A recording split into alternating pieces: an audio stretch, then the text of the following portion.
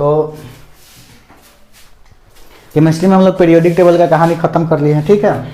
Periodic table में हम लोग एलिमेंट को उसको स्थिति के अनुसार उसके इलेक्ट्रॉनिक कॉन्फ़िगरेशन के अनुसार हम लोग S block, P block, D block और ए ब्लॉक में रख दिए थे, ठीक है। और सारे एलिमेंट से हम लोग परिचित हो गए थे कि कौन सा एलिमेंट कौन से ब्लॉक का है। अब नेक्स्ट चैप्टर आता है बच्चा आपका केमिकल बॉन्डिंग। बहुत ही खूबसूरत चैप्टर, केमिस्ट्री का एक जान है यह केमिकल बॉन्डिंग। केमिस्ट्री में अगर कोई चीज का सबसे ज्यादा आवश्यक है, सबसे ज्यादा पढ़ना अगर जरूरी है तो पीरियोडिक टेबल पढ़ना जरूरी है। और पीरियोडिक टेबल इसलिए पढ़ना बढ़िया से जरूरी है ताकि आपको केमिकल बॉन्डिंग अच्छा से समझ में आए। केमिकल बॉन्डिंग क्या होता है, पहले तो इसको जान लो कि हिंदी में हम लोग बोलते हैं रासायनिक बंधन। कौन बंधन? रासायनिक बंधन। हर बच्चा को समझ में आना चाहिए ये चैप्टर, बहुत इंपॉर्टेंट होने के साथ साथ आपका 12वीं क्लास में आगे की कक्षाओं में जाओगे तो उसमें भी बहुत यूज है इसका। जैसे कि इसमें हम लोग हाइब्रिडाइजेशन नाम का एक फैक्ट पढ़ेंगे, ठीक है, जिसका 12वीं क्लास में खूब एप्लीकेशन आएगा। और उसके बाद इसमें हम इस चैप्टर के अंतर्गत हम यह जानेंगे कि एलिमेंट जो होता है, तत्वों के संयोग से जो यौगिक बनता है, जो कंपाउंड बनता है, उस कंपाउंड में पाए जाने वाले तत्व आपस में कैसे जुड़े होते हैं, कैसे बॉन्डेड होते हैं। जैसे एग्जाम्पल के लिए आपको हम जनरल रिलेशनशिप की अगर बात करें, जनरल रिलेशनशिप क्या होता है समझिए बात को। जनरल रिलेशनशिप का मतलब कि जो आप गांव में देखते हो, क्या देखते हो, जैसे कि मैं कहूँ कि अगर यह एक लड़का है और यह एक लड़की है, ठीक है, अगर इस लड़की को कोई पीट रहा है, चाहे कोई मार रहा है, चाहे कोई छेड़खानी कर रहा है, तो दौड़ के जाता है यह लड़का और इसको बचाता है। क्यों बचाता है? कहीं ना कहीं इन दोनों के बीच एक रिलेशनशिप कायम है, एक बॉन्डिंग है। और वो बॉन्डिंग कुछ भी हो सकता है, हो सकता है कि ये लड़की इसकी बहन है ना, एक रिलेशनशिप के कारण एक दूसरे से ये जुड़े हुए हैं। हो सकता है कि यह लड़की जो हो इसकी साली हो, ठीक है, या फिर ये हो सकता है कि यह लड़की इसका गर्लफ्रेंड हो, कुछ भी हो सकता है। और वो रिलेशन इन दोनों को जोड़ के रखा है आपस में। ठीक उसी प्रकार से जो तत्व के साथ तत्वों के जो संयोजन से जो यौगिक बनते हैं, जैसे मैं अगर आपको पूछूं कि NaCl जो है यह एक यौगिक है जो कि तत्वों के संयोजन से बना हुआ है। जैसे कि सोडियम एक तत्व है, क्लोरीन एक तत्व है, दोनों आपस में जुड़े हुए हैं। तो आपस में जैसे मैंने अभी बताया कि एक लड़का एक लड़की को क्यों बचा रहा था, क्योंकि दोनों में रिलेशनशिप का बॉन्डिंग था। यहाँ पे सोडियम और क्लोरीन एक दूसरे से क्यों जुड़ा हुआ है, यहाँ पे कौन बॉन्ड है, क्या सोडियम क्लोरीन की बहन है, क्या सोडियम क्लोरीन की भाभी है, क्या है, आखिर क्यों जुड़ा हुआ है। तो यहाँ पे जो बॉन्डिंग काम करता है यह कोई रिलेशनशिप का बॉन्डिंग काम नहीं करता है, यहाँ पे आपका बॉन्डिंग केमिकल बॉन्डिंग काम करता है। मतलब कि यौगिकों में या फिर अणुओं में उनके जो परमाणु होते हैं, जैसे यहाँ सोडियम परमाणु है, यहाँ क्लोरीन परमाणु है, ये दोनों मिलकर के सोडियम क्लोराइड का कौ अणु बनाया है, एक अणु बनाया है। तो यह अणु जो है इसके अंदर पाए जाने वाला परमाणु एक दूसरे से एक बंधन के द्वारा, एक बॉन्डिंग के द्वारा जुड़े हुए हैं। उसी बॉन्डिंग को हम कहते हैं केमिकल बॉन्डिंग। जैसे कि आप एक दूसरे से जुड़े थे भाई बहन के रिश्ता से, है ना, सीताराम, आप एक दूसरे से जुड़े थे भाई बहन के रिश्ता से। जैसे हम एक दूसरे से, जैसे वो लड़का है और लड़की एक दूसरे से जुड़ा था भाई बहन के रिश्ता से, है ना, जो एक दूसरे से बॉन्डेड था। वैसे ही समझो कि यहाँ पे सोडियम और क्लोरीन एक दूसरे से क्यों बॉन्डेड है, कोई ना कोई रिलेशन है। अब वो क्या रिलेशन हो सकता है, उस चीज को केमिकल बॉन्डिंग में बहुत बेहतरीन तरीका से हम लोग जानने वाले हैं। जैसे कि हम लोगों में विभिन्न प्रकार का रिलेशन होता है, माता पिता का रिलेशन, बाप बेटा का रिलेशन और जुड़ा हुआ है, वैसे ही इन लोगों के अंदर भी केमिस्ट्री में बहुत सारा रिलेशनशिप होता है, बहुत सारा बॉन्डिंग होता है, बॉन्डिंग का प्रकार होता है जो कि एक दूसरे को जोड़ के रखता है। जैसे सोडियम क्लोराइड में आपको बता दें शॉर्टली कि यहाँ पे आयनों के द्वारा ये जुड़ा है, धन आयन और ऋण आयन एक दूसरे को जोड़ के रखा है। जैसे कि आपको H2O में बता दें कि ऑक्सीजन H एक दूसरे को यहाँ पे कौन बॉन्ड, कोवैलेंट बॉन्ड जोड़ के रखा हुआ है। समझ रहे बात ना। तो यहाँ बॉन्ड का अलग अलग प्रकार है। अब ये बॉन्ड होता क्या है इस चीज की पूरी तरह डिटेल में हम लोग यहाँ पे चर्चा करने वाले हैं। पहले तो अब शॉर्टली हम बॉन्ड का डेफिनेशन समझ चुके हैं कि अणु में जो उपस्थित परमाणु होता है, जैसे सोडियम क्लोराइड के अणु में परमाणु सोडियम और क्लोरीन था ना, तो अणु में जैसे कि सोडियम क्लोराइड का एक अणु था, अभी बताया मैंने, और इसके अंदर जो परमाणु होता है एक दूसरे से जिस गुण के कारण जुड़ा होता है, जिस बॉन्ड से जुड़ा होता है, उसी बॉन्ड को बोलते हैं, जिस बंधन से जुड़ा होता है उसी बंधन को कौन बंधन बोलते हैं? रासायनिक बंधन बोलते हैं। बोलो, बात समझ में आया? किसी को कोई डाउट तो लिख सकते हैं। क्या लिख सकते हैं? एक हम और एक रोमांस दूं, क्या समझे? अणु में जो उनके परमाणु के मध्य लगने वाला आकर्षण बल है उसी को क्या कहा जाता है? रासायनिक बंधन। समझ में आ रहा बात ना? अब यहाँ पे अणु से क्या तात्पर्य है, इस चीज को समझिए थोड़ा सा। जैसे कि अगर हम बात करें इस पृथ्वी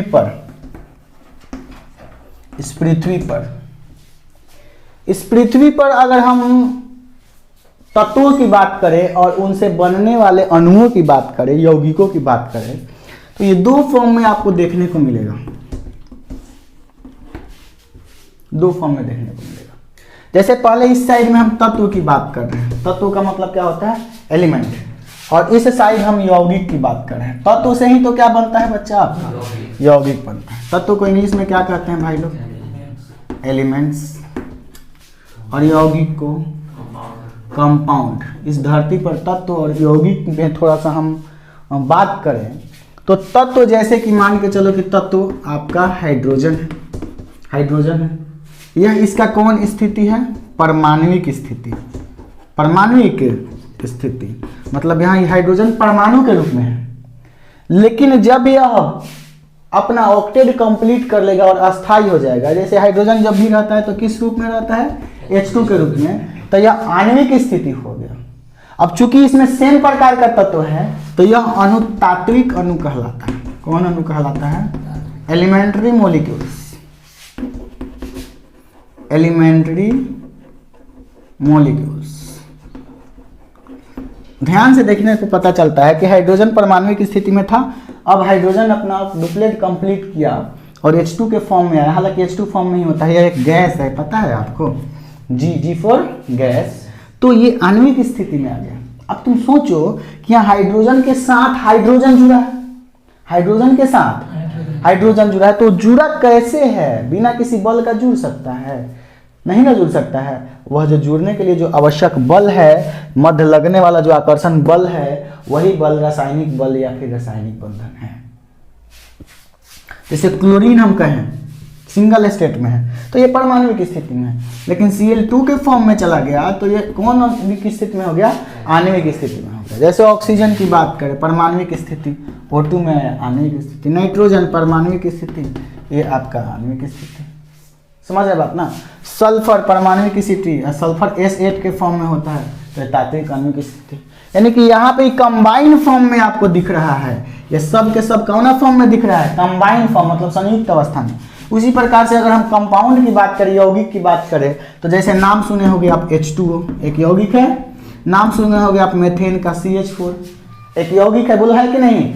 एथेन का नाम सुने होंगे, सोडियम क्लोराइड का नाम सुने होंगे। देख रहे हो कि इसमें दो या दो से अधिक प्रकार के तत्व मिल करके यौगिक का फॉर्मेशन किए हुए हैं। जैसे आप N2O का नाम सुने होंगे, NO का नाम सुने होंगे, ये सब आपका यौगिक है। अब इन दोनों में आप एक कॉमन चीज देख रहे हो कि दोनों में जुड़ा हुआ है कहीं ना कहीं। हाइड्रोजन के साथ हाइड्रोजन जुड़ा हुआ है, हाइड्रोजन के साथ ऑक्सीजन जुड़ा हुआ है, ऐसा देख पा रहे हो। यानी कि ये कंबाइन स्थिति में ये दिख रही है आपको। कौन स्थिति में है? यह कंबाइंड है, मतलब संयुक्त अवस्था में है, मिली हुई अवस्था में है। समझ रहे बात नो? और मिली हुई अवस्था में आने के लिए इनको कोई ना कोई रिलेशनशिप चाहिए, बंधन चाहिए, तभी तो आपस में जुड़ सकते हैं। और उसी बंधन को कहा जाता है रासायनिक बंधन। यानी कंबाइंड फॉर्म में जो भी आपका दिखता है एलिमेंट से बनने वाले मॉलिक्यूल्स यानी कि अणु, वह अणु के मध्य जो परमाणु जुड़ा हुआ है कंबाइंड स्टेट में,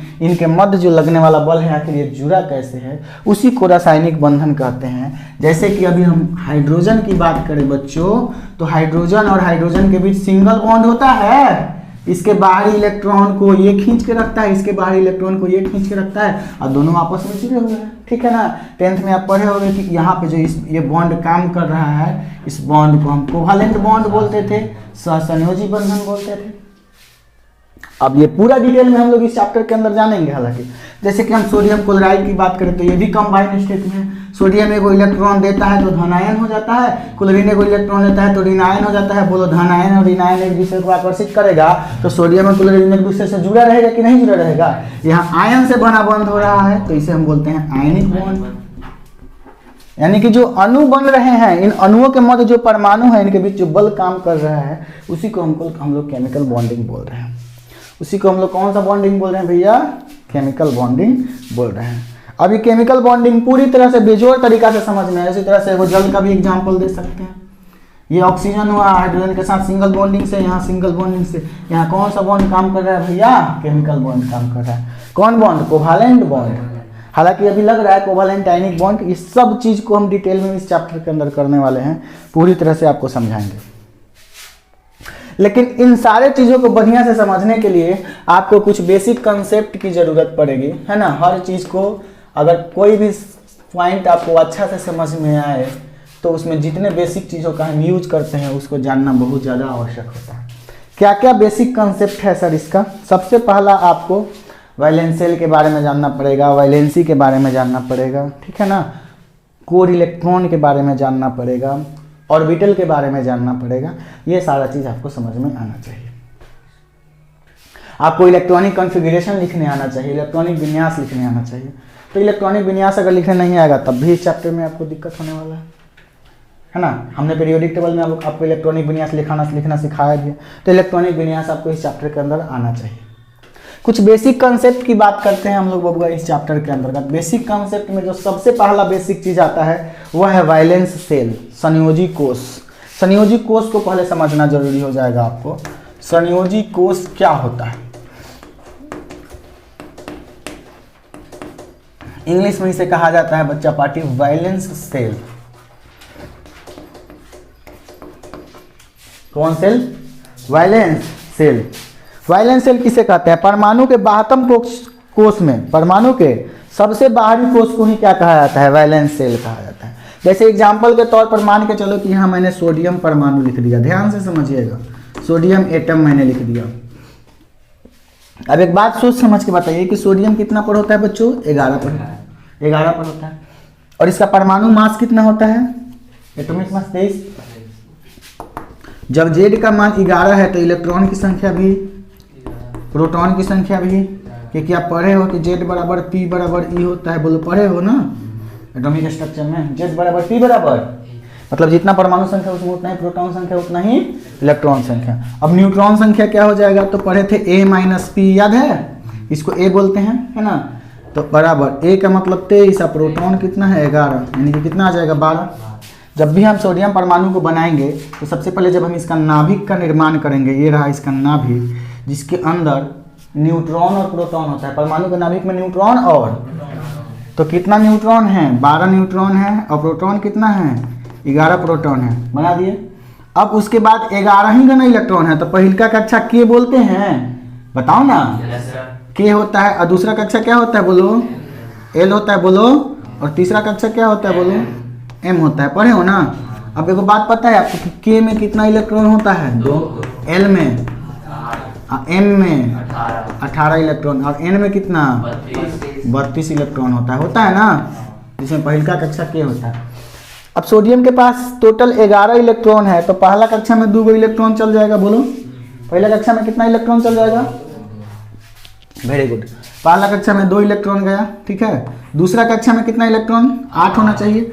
तो 1 2 3 4 5 6 7 8। तीसरा कक्षा में बच गया 1, तो 1 इलेक्ट्रॉन।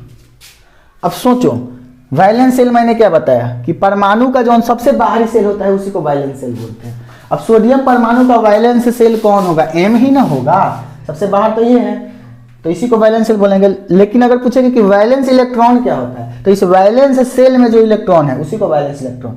तो इस वैलेंस शेल के इलेक्ट्रॉन को है एक ना है, तो वैलेंस इलेक्ट्रॉन है वो। बात समझ में आया ना? क्या बोलेंगे संयोजी कोष को? क्या बोलेंगे कि किसी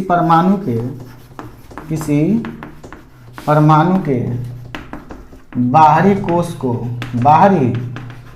को संयोजी कोष कहते हैं। संयोजी कोष कहते हैं। जैसे कि ये सोडियम में आपको संयोजी कोष दिख रहा है ना, ये है। अब इस संयोजी कोष के अंदर जो इलेक्ट्रॉन होता है उसको वैलेंस इलेक्ट्रॉन बोलेंगे। तो बता दीजिए कि इसमें वैलेंस इलेक्ट्रॉन को वो है सोडियम में, बोलो एक ही ना। वैलेंस इलेक्ट्रॉन का मतलब संयोजी इलेक्ट्रॉन, संयोजी इलेक्ट्रॉन। मजा आया? किसी को कोई डाउट? यहाँ तक में किसी को समझने में प्रॉब्लम है? संयोजी कोष और संयोजी इलेक्ट्रॉन समझे। संयोजी कोष किसे कहते हैं? किसी परमाणु के बाहरी कोष को संयोजी कोष कहते हैं, और उस बाहरी कोष में जितना इलेक्ट्रॉन होता है उसको संयोजी इलेक्ट्रॉन कहते हैं। किसी को कोई डाउट नहीं है ना? तो इतना जल्दी से नोट करो।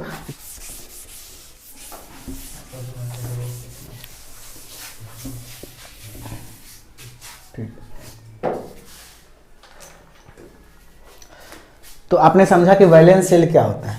वैलेंस शेल क्या होता है बता दो, अभी बताएं। किसी परमाणु के बाहरी कोष को, है ना, सबसे बाहरी कोष को क्या कहते हैं? संयोजी कोष कहते हैं। उसी प्रकार से हम ऑक्सीजन परमाणु को देखें अगर, तो ऑक्सीजन कितना पर होता है? 8 पर होता है। तो ये रहा इसका नाभिक, है ना। तो अभी 16 पर ही होता है ना, एटॉमिक मास होता है। 8 प्रोटॉन इसमें होंगे और 16 में से 8 गया 8 न्यूट्रॉन ही होंगे। पहला सेल में कितना इलेक्ट्रॉन जाएगा? 2। और दूसरे सेल में वो 8 को जाना चाहिए, लेकिन बचा तो 6 को ना। तो ये रहा आपका 6। अब तुमको कहेंगे कि ये क्या है? ये इसका VC है। ये इसका क्या है बच्चे बता दो जल्दी से। VS बोलते हैं, वैसे VC नहीं बोलते हैं, VS है। यानी VS का मतलब क्या हुआ बोलो? Valence shell.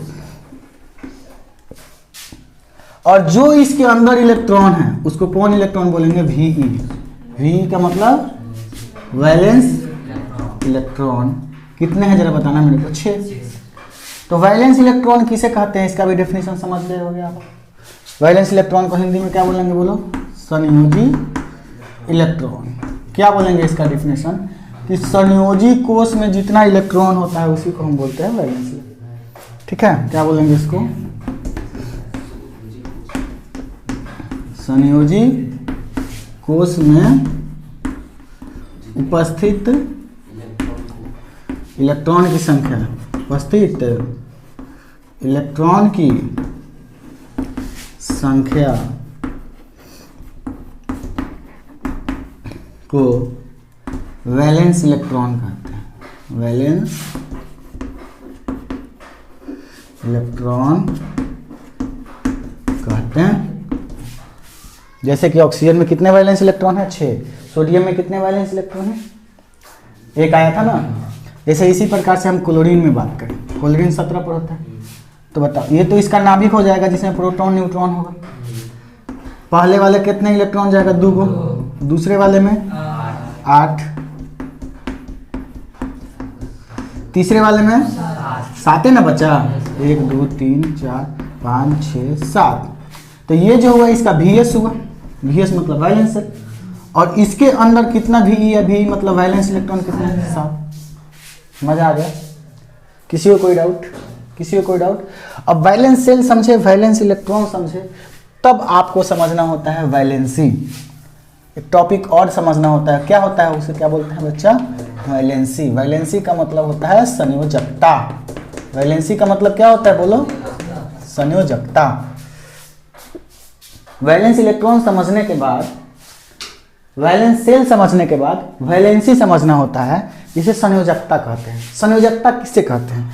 आपको अभी हम कहें कि रिलेशनशिप कितना तगड़ा है, कितना तगड़ा है, यह बात डिपेंड करता है कि हम क्लोज कितना है, उससे क्लोज कितना है। जैसे मैं कहूं कि एक पति पत्नी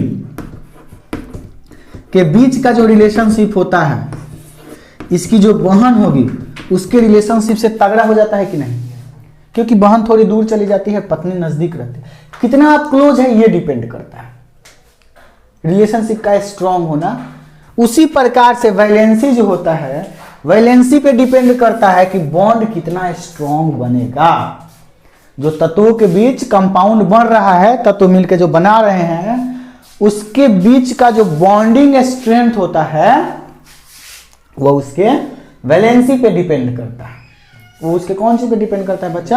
वैलेंसी पे डिपेंड करता है। वैलेंसी क्या हुआ समझ चुके हो? बंध बनाने की क्षमता को ही क्या कहते हैं? वैलेंसी कहते हैं। मजा आ गया? क्या बोलेंगे? बंध का मतलब क्या हुआ? जैसे सोडियम क्लोरीन के बीच बंध बना तभी तो सोडियम क्लोराइड बना, तो वह जो बंध बनाने का पावर है, एफिशिएंसी है, उसी को कहा जाएगा वैलेंसी। ठीक है, बंध बनाने की क्षमता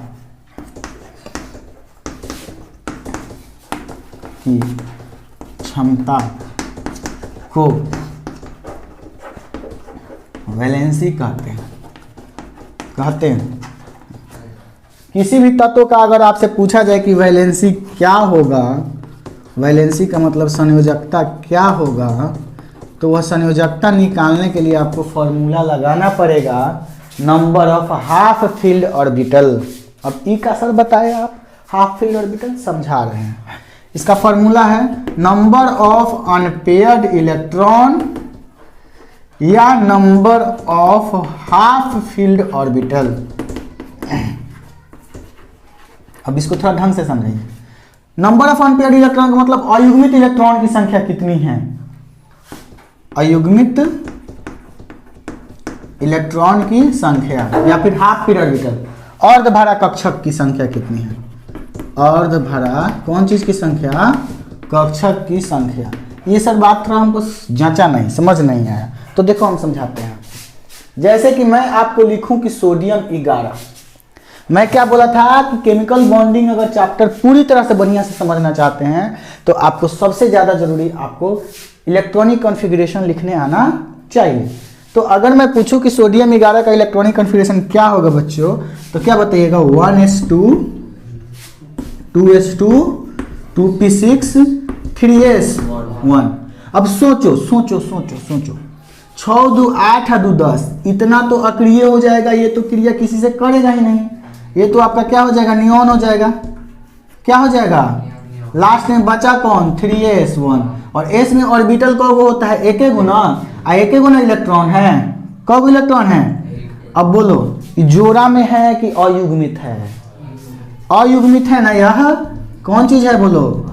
अयुग्मित। तो कब अयुग्मित है? एक गुना। ये जोड़ा में बनना चाहेगा ना, अब जोड़ा में बनना चाहने के लिए किसी से जुड़ेगा ना, किसी से जुड़ेगा यानी बंध बनाएगा ना, मतलब इसी इलेक्ट्रॉन के कारण ना बंध बनेगा। जोड़ा में नहीं है तभी तो बंध बनाना चाहेगा यह, इसलिए हम बोलते हैं कि जो जोड़ा में नहीं है वही उसका वैलेंसी होगा, क्योंकि वही तो बंध बनाने के लिए जाएगा। जो अगर जोड़ा में है, हाई जोड़ा में है, जोड़ा में है, जोड़ा में, तो क्यों जाएगा किसी से बंध बनाने? इसका तो ऑलरेडी भरा हुआ है कक्षक, जिसका नहीं भरा हुआ है वो बंध बनाएगा, यानी अर्ध भरा, जो अर्ध भरा होगा। तो संयोजकता का फॉर्मूला क्या होगा बच्चा? नंबर ऑफ अनपेयर्ड इलेक्ट्रॉन यानी कि अयुग्मित इलेक्ट्रॉन की संख्या या फिर अर्धभरा कक्षक की संख्या। तो अर्धभरा कक्षक कब है? एक गुना है। चाहे अयुग्मित इलेक्ट्रॉन की संख्या कब है? एक गुना है। तो सोडियम की संयोजकता कब होगा? एक गुना होगा। बोलो सोडियम की संयोजकता कितना होगा भाई साहब? एक। किसी को कोई डाउट? किसी को कोई डाउट? समझ में आ गया बात? मजा आ गया? अब थोड़ा ऑक्सीजन 8 पे विचार करो ज्यादा। ऑक्सीजन 8 का क्या होगा बताओ? 1s2 2s2 2p4। अब सोचो, इतना तो हीलियम हो गया, इतना तो हीलियम हो गया, बचा कौन? 2s2 2p4। समझने वाली बात यह है कि s के पास तो एक गो ऑर्बिटल होता है, जाने में 2 गो इलेक्ट्रॉन भरल है, तो यहाँ तो अनपेयर्ड इलेक्ट्रॉन नहीं है। अब ये तो किसी से जुड़ने नहीं जाएगा, लेकिन p के पास जब चले तो p के पास कौ गो ऑर्बिटल? 3 गो, जाने के पास 4 गो इलेक्ट्रॉन है, 1 2 3 4। दिक्कत वाली बात। अर्धभरा कक्षक कौ गो है? 2 गो है, यानी अयुग्मित इलेक्ट्रॉन कौ गो है? 2 गो है। तो किसी से जुड़ना चाहेगा ना युग्मित बनने के लिए, कौ गो जुड़ना चाहेगा? 2 गो। तो इसका संयोजकता कौ गो होगा? बोलो 2। इसका संयोजकता कितना होगा? 2। अब सोचो कि केमिकल बॉन्डिंग का इस सबसे शुरुआत वाला बात है कि नहीं? आखिर जुड़ने जा रहा है तो क्यों जुड़ने जा रहा है? क्या जरूरत है किसी से जुड़ने का? क्या जरूरत है बॉन्ड बनाने का? ये जरूरत है बॉन्ड बनाने का, क्योंकि इसके पास अर्धभरा कक्षक है, अपने आप को फुलफिल करना चाहेगा। बोलो यहां तक में किसी को कोई डाउट, प्रॉब्लम है किसी को? जल्दी बता दो। यहां तक नहीं ना? तो जल्दी से इसको नोट करो जल्दी। समझो बेटा, जो मैंने बताया आपको कि वैलेंसी क्या होता है, वैलेंसी मतलब बंध बनाने की क्या है क्षमता, efficiency of to make bonding. अब इसके संबंध में अलग अलग साइंटिस्ट लोग हैं और बताए, आप तो आज जान गए ना कि वैलेंसी बराबर नंबर ऑफ अनपेयर्ड इलेक्ट्रॉन या number of half filled orbital, लेकिन ये पता कैसे चला, ये कोई ना कोई साइंटिस्ट बताया होगा। तो वैलेंसी के संबंध में एक थ्योरी आता है संयोजकता का इलेक्ट्रॉनिक सिद्धांत। कौन सिद्धांत बोलो? संयोजकता का इलेक्ट्रॉनिक सिद्धांत, सिद्धांत को थ्योरी बोलते हैं, ठीक है। संयोजकता का कौन सिद्धांत? इलेक्ट्रॉनिक सिद्धांत। और इस संयोजकता के इलेक्ट्रॉनिक सिद्धांत जो है वो आपका दिया था कोजेल लेविस ने 1916 में। कोजेल लेविस प्रिंसिपल इसको बोलते हैं, Kossel Lewis principal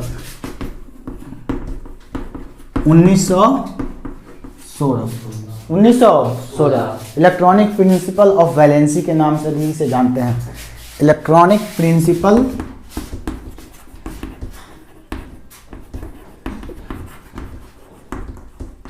PRINCIPL principle of valency, इसी को इंग्लिश में कहा जाता है। मतलब संयोजकता का इलेक्ट्रॉनिक सिद्धांत। संयोजकता का इलेक्ट्रॉनिक सिद्धांत में कोजेल लेविस बताते हैं कि कोई भी परमाणु अपने नजदीकी अक्रिय गैस के समान इलेक्ट्रॉनिक विन्यास प्राप्त करना चाहता है। कोई भी परमाणु अपने नजदीकी अक्रिय गैस के समान इलेक्ट्रॉनिक विन्यास प्राप्त करना चाहता है, या तो इलेक्ट्रॉन देकर या तो इलेक्ट्रॉन लेकर। जैसे एग्जाम्पल के तौर पर बच्चों हम दो के बीच संबंध में बात करें, जैसे Na11 और क्लोरीन 17, इन दोनों पर विचार करो। ये दोनों क्या करना चाहता है, आखिर करना क्या चाहता है साला? ये दोनों आखिर ये दोनों जुड़ क्यों रहा है, जुड़ क्यों रहा है? इस पर उन्होंने विचार मंथन किया और देखा कि सोडियम 11 जो है Na11, इसके पहले सेल में 2 इलेक्ट्रॉन जाएगा, दूसरे सेल में 8, और बातन सेल में कितना इलेक्ट्रॉन है? 1। इसके पहले सेल में 2, दूसरे सेल में 8, बातन सेल में 1, 7 इलेक्ट्रॉन है किसके? क्लोरीन के। अब सोचो ये एगो इलेक्ट्रॉन क्या करता है बोलो? दान करता है, दान करता है ना, बोलो। और ये वाला एगो इलेक्ट्रॉन क्या करता है? ये ग्रहण करता है। अब ये दान और ग्रहण से आपको एक बात समझ में है कि इन्होंने जब दान किया तो ये 10 वाला हो गया इलेक्ट्रॉन, यानी कि ये नियॉन के जैसा हो गया। 10 पे तो नियॉन होता है, और ये जब लिया तो 7 और 1 8 हो गया, यानी 17 पहले साथ आप 18 हो गया, और 18 पर कौन होता है बच्चा पार्टी? आर्गन होता है, यानी ये आर्गन के जैसा हो गया। मतलब क्लोरीन के नजदीक तो आर्गन ही था जो कि अक्रिय था। कौन था यह गैस? अक्रिय गैस था। और सोडियम के नजदीक तो नियॉन था जो कि अक्रिय गैस था। अब ये इलेक्ट्रॉन दान करके नियॉन के जैसा हो गया, ये इलेक्ट्रॉन ले करके आर्गन के जैसा हो गया। यानी कोई भी परमाणु इलेक्ट्रॉन को ग्रहण करके या दान करके अपने नजदीकी अक्रिय गैस की भांति होना चाहता है, अपने नजदीकी अक्रिय गैस की भांति होना चाहता है। अब जितना इलेक्ट्रॉन दान करेगा ग्रहण करेगा वही तो इसका वैलेंसी है। यानी वैलेंसी इसी थ्योरी पर काम कर रहा है। कौन से थ्योरी पर? इलेक्ट्रॉन लेने और देने की थ्योरी पर, अपने नजदीकी अक्रिय गैस के जैसा होने के लिए। समझ रहे बात ना? तो क्या हम बात क्या समझे? कोजेल लेविस प्रिंसिपल क्या बोलता है कि कोई भी परमाणु अपने नजदीकी अक्रिय गैस की भांति इलेक्ट्रॉनिक विन्यास प्राप्त करने के लिए या तो इलेक्ट्रॉन को दान कर सकती है या तो इलेक्ट्रॉन को या साझा भी कर सकती है। जैसे CH4 में देखो जरा, मेथेन बोलते हैं ना इसको। तो क्या होता है? कार्बन चारों ओर से क्या लगा है? हाइड्रोजन। चारों ओर से क्या लगा है? हाइड्रोजन। अब सोचो, हाइड्रोजन के बाहरी कक्षा में तो एक गुना इलेक्ट्रॉन होता है। अब एक इलेक्ट्रॉन से जब इस साझेदारी कर लिया तो 2 गुना हो गया, 2 हो गया, यानी कि ये किसके जैसा हो गया? हीलियम के जैसा हो गया। किसके जैसा हो गया? यानी इलेक्ट्रॉन का साझेदारी करके अपने आप को हीलियम के जैसा बनाया कि नहीं बनाया? बनाया ना। यानी कि साझेदारी भी करके अपने नजदीकी अक्रिय गैस की भांति होना चाहता है। किसी को कोई दिक्कत? उसके बाद बच्चा आता है एक नियम, अष्टक नियम। इस नियम को जो कोजेल लेविस थे वो कब दिए थे? उसके बाद ऑक्टेव रूल आता है। ऑक्टेव रूल मतलब इसको हिंदी में बोलते हैं कौन नियम? अष्टक नियम। देखिए अष्टक नियम क्या कहता है? ये कहता है कोई परमाणु अपने संयोजी कोष में 8 इलेक्ट्रॉन प्राप्त करके अस्थायी हो जाता है। 8 इलेक्ट्रॉन प्राप्त करके अपने संयोजी कोष में, इसके लिए वह इलेक्ट्रॉन का दान भी कर सकता है और ग्रहण भी कर सकता है। जैसे एग्जाम्पल इसी पर विचार करो, इसी पर 7 था, एगो लेकर 8 हो गया कि नहीं? तो ग्रहण किया, इसके पास एक फ्री का इलेक्ट्रॉन था तो ये दान कर दिया, तो अब कितना हो गया? 72 को कुछ में लेते 8। अब इसके पास 8 हो गया है ना, इसके पास भी एगो लेके 8 हो गया है ना। यानी कोई भी परमाणु अपने 72 कोष में अष्टक पूरा करना चाहता है, इसके लिए दान भी कर सकता है, ग्रहण भी कर सकता है। ठीक है, क्या लिख सकते हैं? अष्टक नियम क्या है बताओ? अष्टक नियम से क्या समझे आप? कि कोई भी परमाणु अपने संयोजी कोष में 8 इलेक्ट्रॉन प्राप्त कर अस्थायी होता है, इसके लिए वह दान भी कर सकता है, ग्रहण भी कर सकता है और साझा भी कर सकता है, जैसा कि आप इसमें देख रहे हैं। अब हाइड्रोजन H2 को देख लो यहाँ पे, तो H2 क्या करेगा? 2 H है और साझेदारी नहीं करता है कई इलेक्ट्रॉन का। अब सोचो इसके पास तो एक इलेक्ट्रॉन था, एगो से साझेदारी किया तो ये हीलियम के जैसा हो गया, इसके पास भी एक इलेक्ट्रॉन है, इससे साझेदारी किया तो ये भी हीलियम के जैसा हो गया। यानी हाइड्रोजन साझेदारी करके भी अपने नजदीकी अक्रिय गैस की तरह हो गया कि नहीं हो गया? समझ में आ रहा है बात ना? किसी को कोई डाउट, किसी को कोई प्रॉब्लम यहाँ तक? तो आगे लेविस डॉट सिंबल बताएंगे और उसके बाद आपको केमिकल बॉन्डिंग के टाइप्स कौन कौन से होते हैं और कैसे जुड़ेंगे वो सारा कहानी चलेगा, है ना? वो आपको कल से चलेगा। यहाँ तक में कोई डाउट? तो इसको आप जल्दी